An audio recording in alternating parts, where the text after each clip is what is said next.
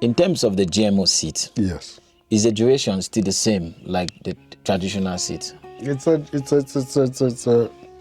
conventional one, modified, just strengthened. It will grow its lifespan as it has been doing previously.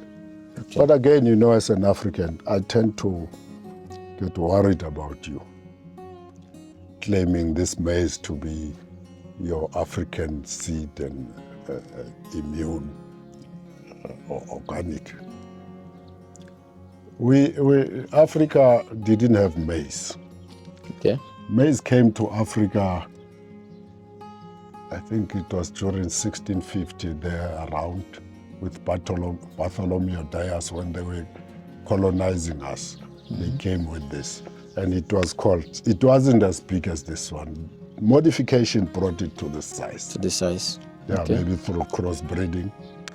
But originally, maize were indigenous in Mexico. It was called teosinte. A matured one is as big as my finger. Okay. And through modification, cross-pollinating, it has come to the size you claim to be yours. It's not. Maybe claim sorghum. And again, modification tried to modify sorghum.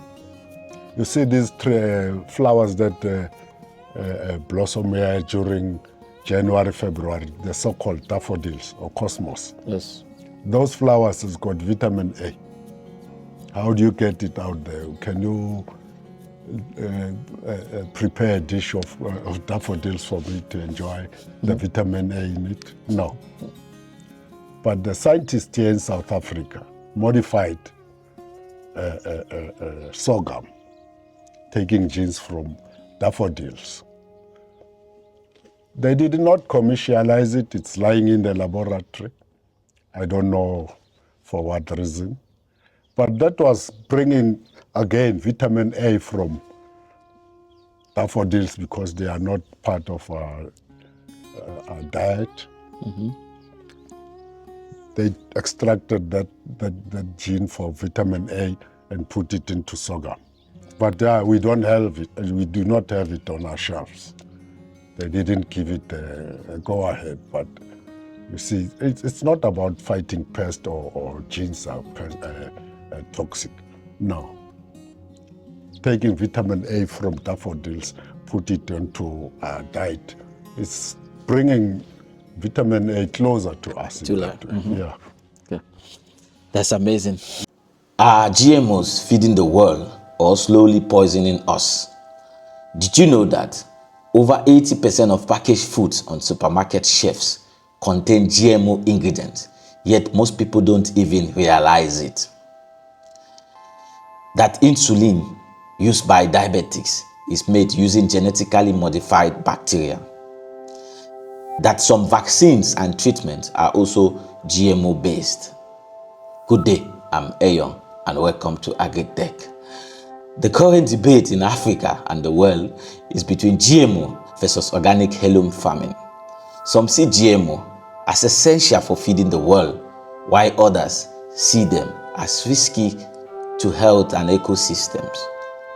On today's episode, we meet with a farmer with over 57 years experience in livestock and crops, most especially GMO. My name is Motlatsi Musi, a farmer since the 60s. At first, I was 10 years old when I started working for a farmer, a white man on a commercial scale. It was in 1968, 3 years after the municipality took the house I called home and we became homeless. So I worked on those farms to secure accommodation for my siblings. But they didn't deny me opportunity to go to school. You know, I would be working when not at school. During school holidays, I'm on the farm until in 1976, I was in high school. And then June 16 of that year, I remember the Black Power struggle. I was amongst those school boys and girls who took to the street demanding liberation before education. And right, fast forward, whilst working as actually while doing my subsistence farming in Soweto, because I stopped working in 1988. Then I was farming subsistently in Soweto and doing other jobs. I had a truck which I bought from my former boss, and it was built to carry livestock around. So with that truck, I'd be transporting migrant workers for up to 1,000 kilometers, from here to the Eastern Cape. Then thereafter, with New South Africa, I requested land and passed probation, and they gave me money which I spent on this farm, on this 21-hectare farm. And yes, since then, new things came into my life. My starting point was buying a tractor to utilize the soil. And other people without tractors requested me to help them with their soil preparations. Whilst doing soil preparations,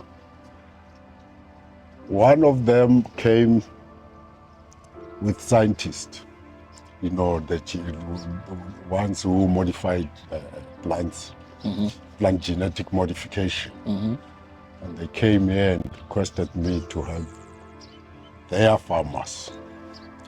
We spoke so much, I was surprised, highly surprised, flabbergasted to know that there are new seeds, the genetically modified ones. Yes. So there, guys, wait now.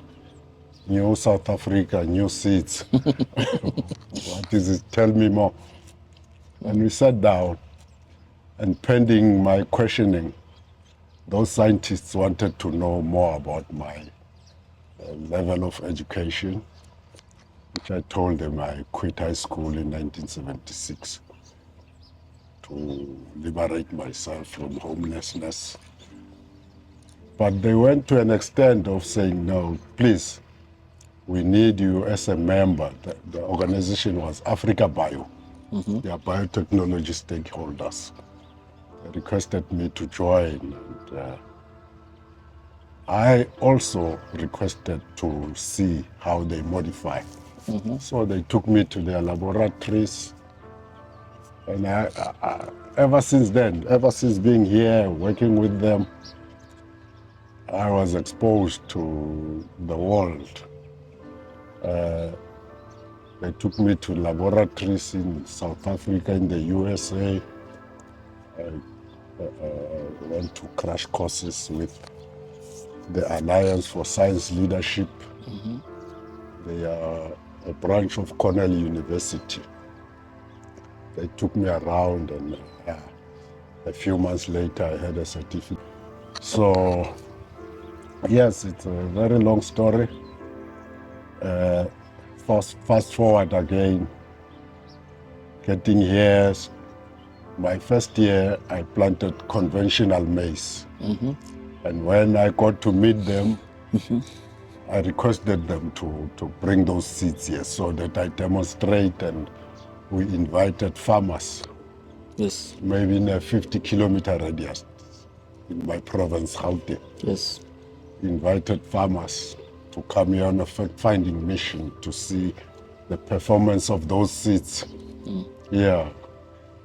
So I would be demonstrating seeds, and then we would be going into the SADC, as I call it community outreach. Yes. Yeah. So to date, I'm still doing, my grains are genetically modified. South Africa has got only 3. Did you know that? Genetically modified seeds in South Africa. We've got maize, soya, as well as cotton. That is all. Okay, that's amazing. So you said genetically modified seeds. Yes. What are genetically modified seeds? Let me describe what genetic modification is. What the scientists do, going around any single country, they'll be checking for what is troubling the farmer in his endeavor. So the main one in maize, the main pest is stalk borer. Okay. If you know, the one when you peel your maize open, Yes. your maize cob. Yes. At times you'll see that worm. Worms, yes. Yeah, it's a larva from a moth. Yes. Yeah, now, during the 60s till not long after the 60s, when maybe the whole world moved away from organic farming to conventional, Yes. and we started spraying to kill the pest. Now, with genetic modification, they took a dose of that pesticide, Yes. but not brood pesticide. What they will do, there is a so-called Bacillus thuringiensis. It's a soil bacterium Yes. from which they used to brew it and sell it in containers so that it would mix to spray. Okay. But with genetic modification, they take direct from this Bacillus thuringiensis. They dismantle the mitochondria of that species, go into the chromosome, and extract the necessary gene. Put a dose into the maize seed. Okay. You won't see it by hand. If I give you, like, To laboratory. let me say, needs to be modified. Yes. You can only see with the microscope that in this seed, It has been modified. yeah, Okay. That's with a naked eye you won't see. You won't see, yes. So they put a dose which will grow with this up until it ends up in your mouth. Okay. It will grow with it. The dose is enough to kill the pest. Okay. Yeah, but I think mankind and other species do not have the necessary receptor which will bind onto that protein Okay. that kills the pest. stalk borer. Okay. And it kills the stalk borer at a very young age. You know, it's a moth that flies during the night. It will lay eggs in the fields. And when the egg hatches, those small larvae, they're as small as a flea. Once it bites the leaf, then it has killed itself. For GMO, the genes Yeah. have been altered. Yes. And altering these genes, are there some negative effects on mankind while eating these seeds? No. Look, South Africa has been consuming GMO maize since 1997. Okay. And today there is not a single incidence of negative impact on mankind and even the environment. So today there are many debates about GMO seeds. Yes. Many people think they are harmful for human consumption. Yeah. How true or how is that? Now, I think, you know, there are so many businesses that are afraid, in my view, that GM technology is going to stop many companies, including pharmaceuticals. For instance, there is a so-called golden rice. It's also genetically modified. That rice is genetically modified and it serves mostly in the Asian countries, Okay. where you find a newborn at the age of 7, the child becomes blind. What does that mean? If a child is to be blind at the age of 7,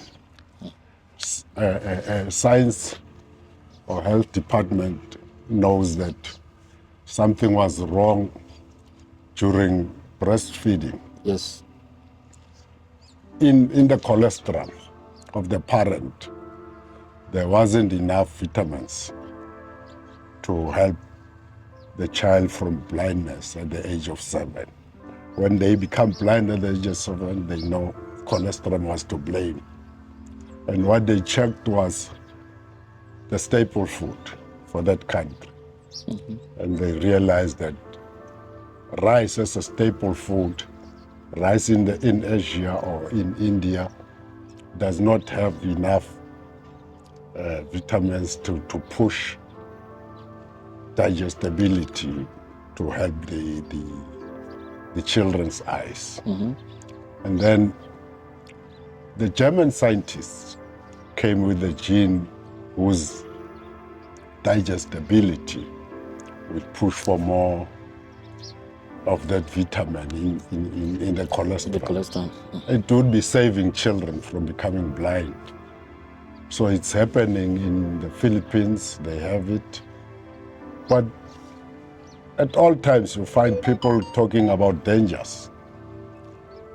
How can it be dangerous to help a child from becoming blind? You see, vitamin A, that I think is the one that is supposed to be found in the cholesterol, was the one to blame, and now the German scientists pushed it. They put the gene into the rice in Asia. And now you save the children from blindness. And has it been tested? Yes, it's commercialized. It's commercialized. But now and then you get people saying, hey, no, it will be a danger at a later stage.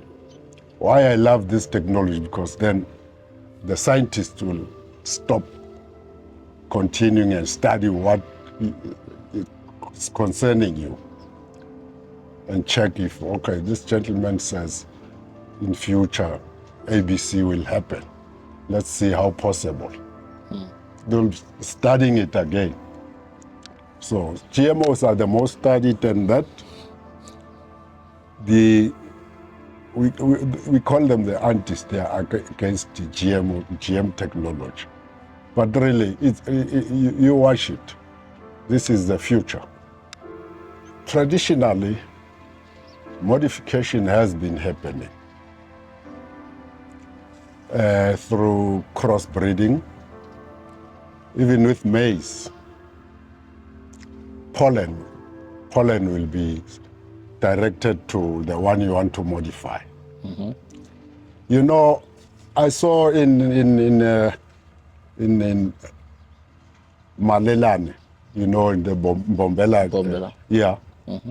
Buffalo Street, at some house where, as a father figure, there was a branch where I used to visit the children I was playing father figure for. Yes. And at the boss's house was a mango tree, which was modified like maybe grafting. Yes, not maybe. It was grafted. They took a branch from a mango that was got many strings that will stick on your teeth, and there's this soft one that doesn't stick. And they took a branch from that one and put onto the one that does not stick. Yes. It's been more than 10 years. You look at this tree, one branch has got that different one from the other, but they've both bear fruit. Yes. Now, with that traditional modification, it's been 10 years, and they haven't got the one they want to have, you know, by modification. Now, if they would allow genetic modification, the modern biotechnology, to say scientists, no, go into this mango's mitochondria, extract the gene, insert onto that one. I think the next year, you'll be having the new fruit you want. But with traditional, it's been more than 10 years. It hasn't given the seed they want, you see. So what is the danger in that? You want the gene from this one to move into this one.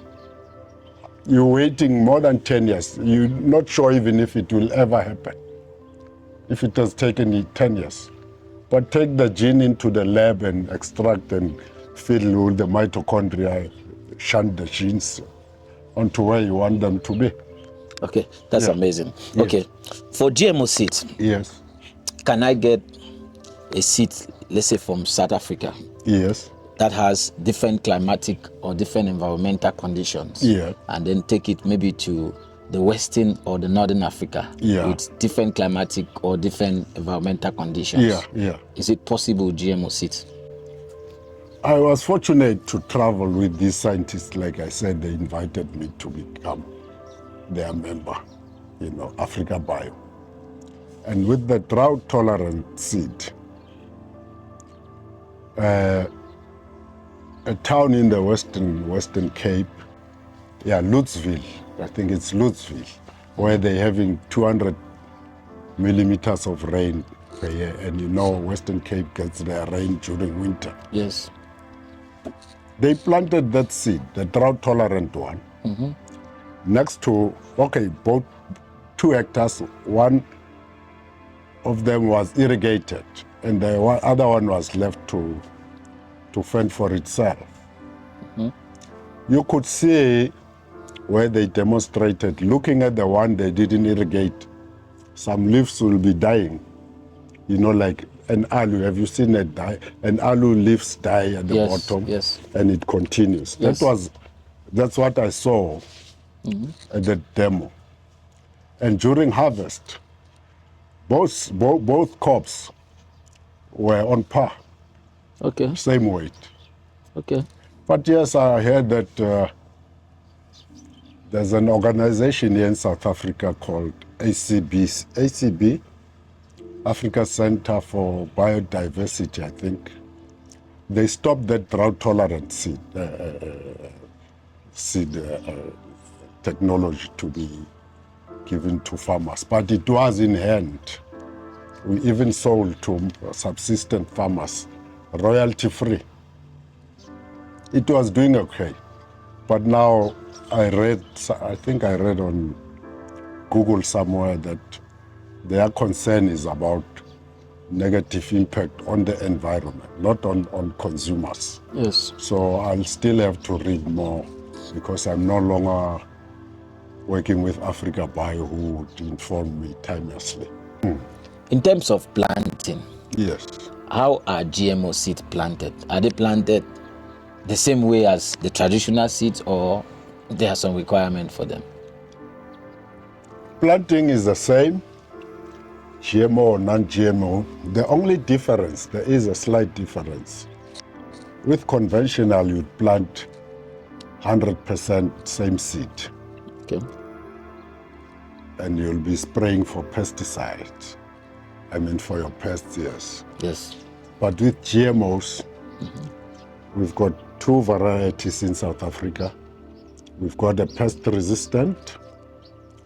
We also have herbicide tolerant. Okay. I'll say the third one has got both genes in it. Okay. Pest resistance as well as herbicide tolerance. Okay. When you plant those seeds, 20% of your fields must be conventional. Okay. So that the very pest you're trying to push away should not be pushed to extinction. Okay. Now the 20% you planted would be almost for the very pest to enjoy and not become extinct or resistant. Like your rat, the rat has been having rat tax. It's no longer effective. Yes. Because the dose wasn't enough to kill, and then they learn to live with it. Yes. Yeah. So that's the difference. 20% must be conventional. In terms of the output Right. of those seeds, Right. how is it like? It doesn't change the size nor the taste. Still maize, but the genetically modified one has a tool in it. Okay. For instance, the pest-resistant one, you did not need to spray pesticides. Okay. Yeah, so it's got a self-defense mechanism. Yeah. Okay. So I'm planting a pest-resistant GMO seed. Yes. Does that mean I won't spray at all? Yes. Yeah, it's not a hit and miss like with spraying. You spray in the morning and not long thereafter, yes, rain coming, washing all your pesticide away. Yeah. So there's absolutely no spraying. And again, the risk of spraying and inhaling and infecting yourself with these pesticides. I would say the organic food producers are in denial. Okay. If you plant a pest-resistant seed, you do not have a challenge with pests, and you don't want to spray in any way. So planting your pest-resistant seed, that's a perfect organic field. Yeah. You haven't sprayed pesticide. It is got in its genes. Okay. It's pest-resistant now. That's natural. Yeah. Okay. Do you think Africa or developing countries should invest in GMO seeds? Yeah, I think so. I think so. We even went to an extent. Look, I have this. You see, it says the second round table of African farmers. Why were we there in Rome? Right. I would say it's because UNFAO, United Nations Food and Agricultural Organization of the United Nations. Okay. The headquarters is in Rome. I've been there thrice. It's not, it's a walking distance from this so-called Colosseum in Rome. Okay. Maybe that is why we have meetings there, because the headquarters of UNFAO is there. Okay. I've been there thrice. At times we go to summits or a symposium where we talk about the world, what needs to be done for the world to adapt to this changed environment. Okay. So it happened in Rome. Okay. But it happened, I also attended one in Zambia. Okay.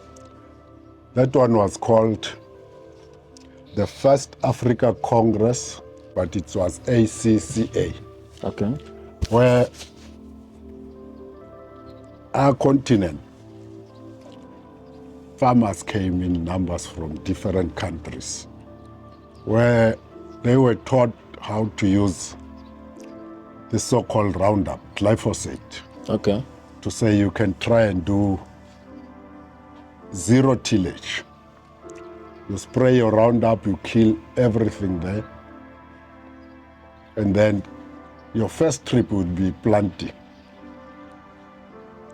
You come in with your planter, only those seeds will grow because you killed everything else. Yeah.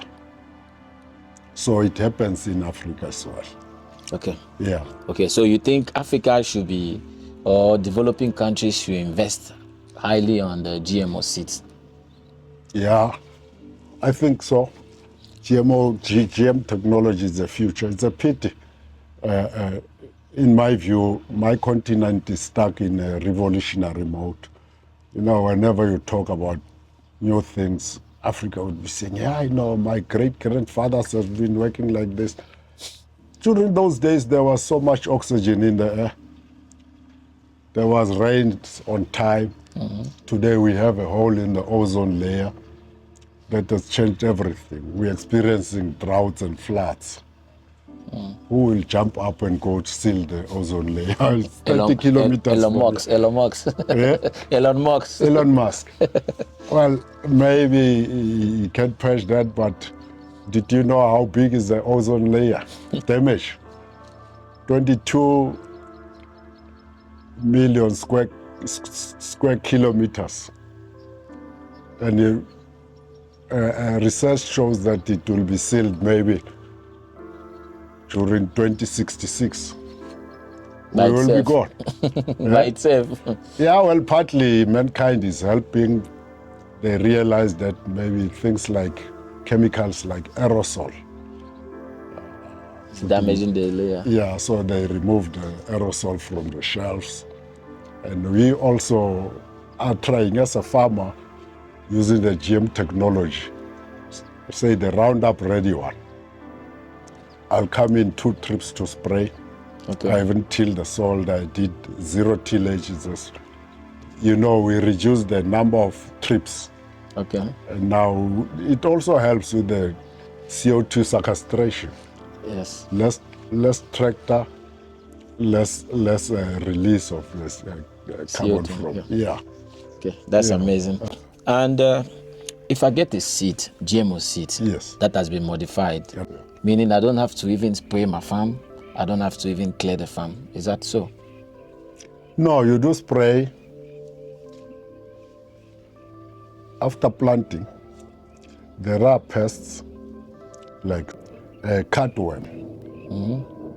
The cutworm will come and cut those plants at a young age, and they cut them below the growth point. So when cut below the growth point, it don't continue growth. Okay. Even if maybe this BT, they call it BT maize, that is pest resistant.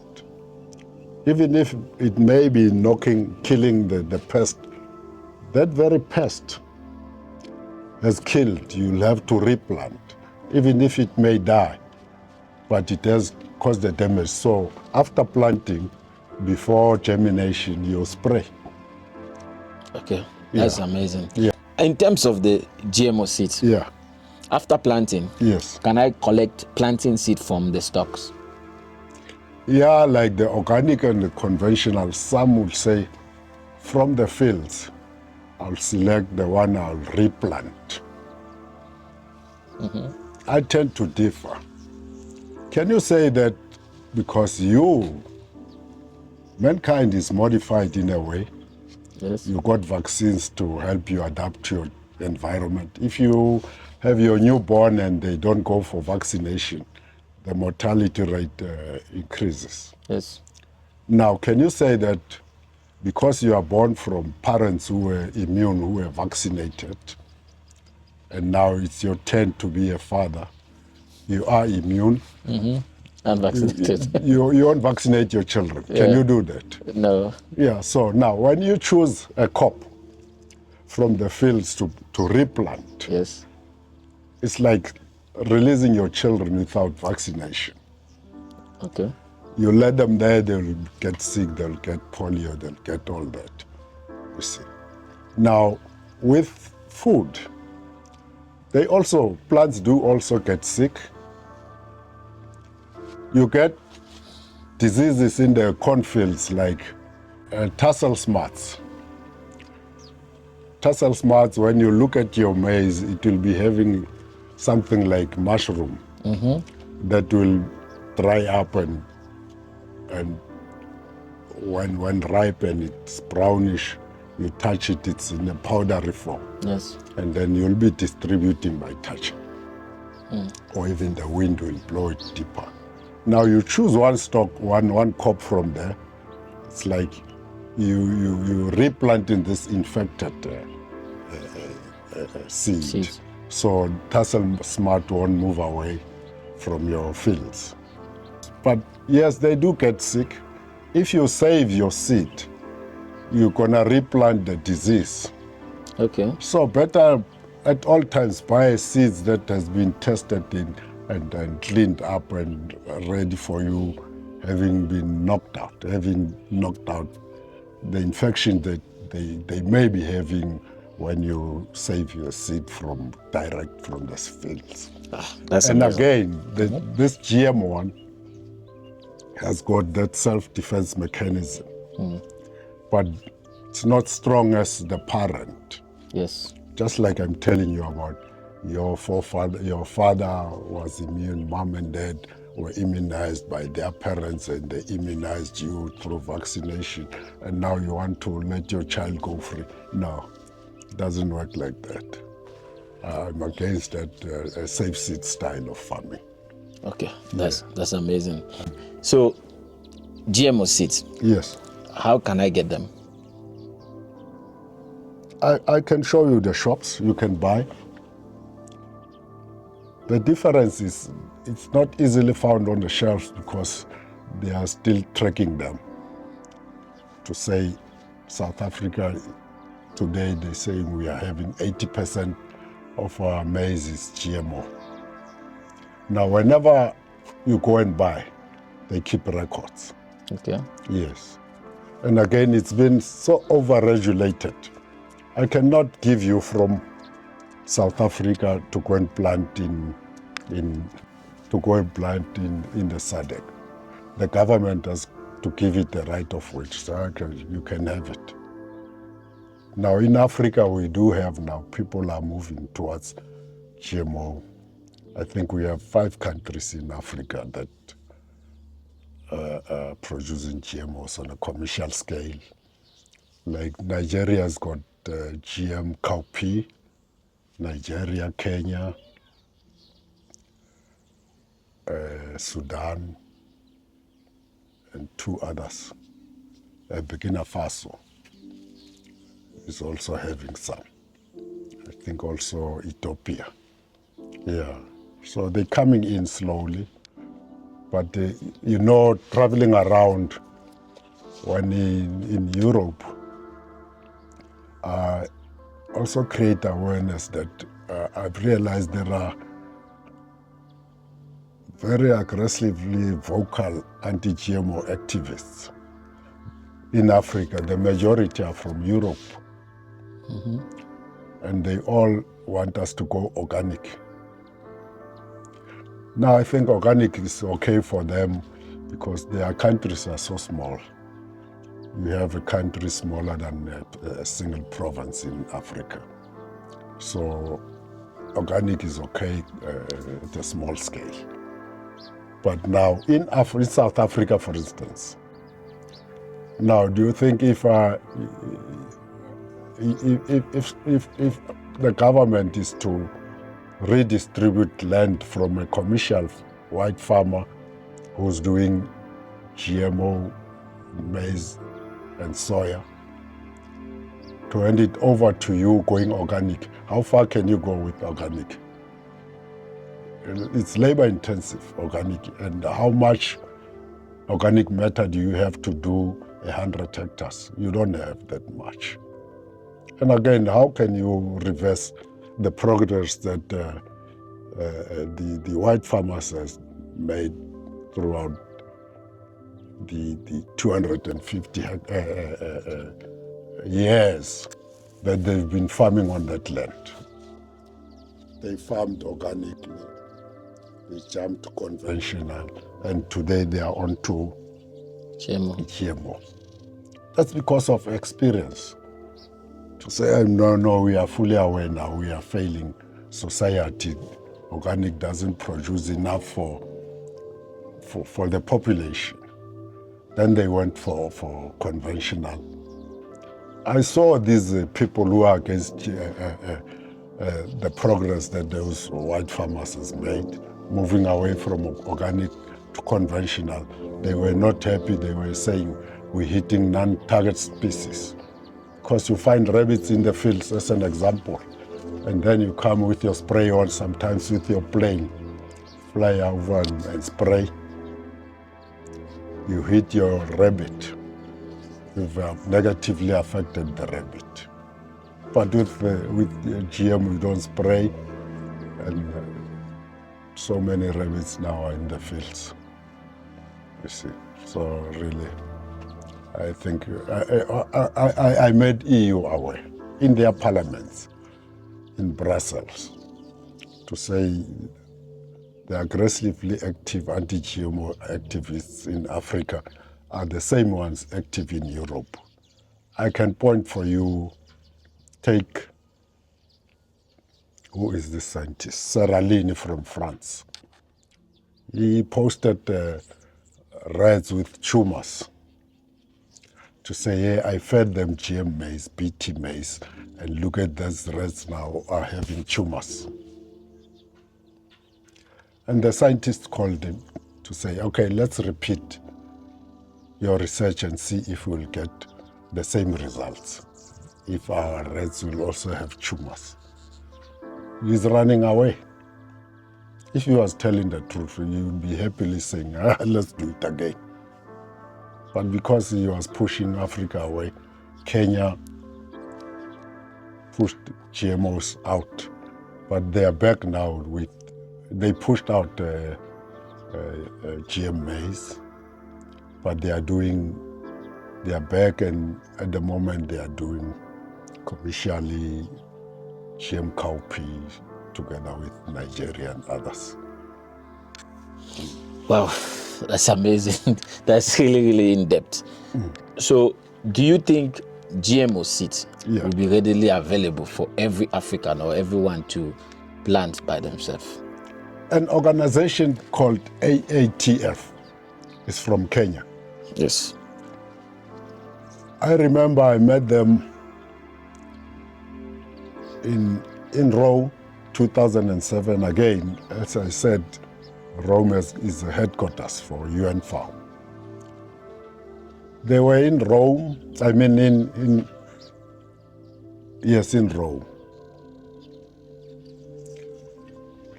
Maybe to tell the Vatican or even request the Pope to tell his people to stop this scaremongering tactic. They went there to tell Europe that, hey, we spoke to Monsanto to please donate the GM, this gene, was it for pest resistance, so that they can modify and sell to society royalty-free, so that you can sell it at the same price as conventional that you're getting over any shelf here. Yeah. Yeah. So yes, you can find through that system. Actually, even here in South Africa, the ARC, Agricultural Research Council, the maize or the grain department, modified maize, and they did the small packages, 2 kg packages, that even myself going out to do soil preparations for the farmers, we had an awareness day where we told them this is a pest resistant seed and it's the same price. Yes. And go for it. So yes, we can get it, but not over any shelf. For instance, in my case, the Department of Agriculture brought 2 kg packets that I introduced to our farmers. Okay. Yes. Okay. That's amazing. Yes. Sir, thank you so much for having us. It was a wonderful experience speaking to you about the GMO seeds. Okay. We wish you the very best, and we wish more Africans can get involved in GMO business. Yeah, no, they shouldn't remain stuck in a revolutionary mode. They should try and have their own trials and have facts about this. Yeah. Thank you so much, sir. Thank you. Thank you. It's been a pleasure. Okay. Thank you. Yeah. Dear viewers, thank you so much. You heard it all from the expert himself, with many years of experience in the farming business and in the GMO business. We all have to try the GMO seeds in smaller phases to confirm. Thank you for watching. If you are new to our channel, kindly subscribe, click the notification bell, like, comment, so you never miss an episode on Agriculture That Matters. Until then, peace.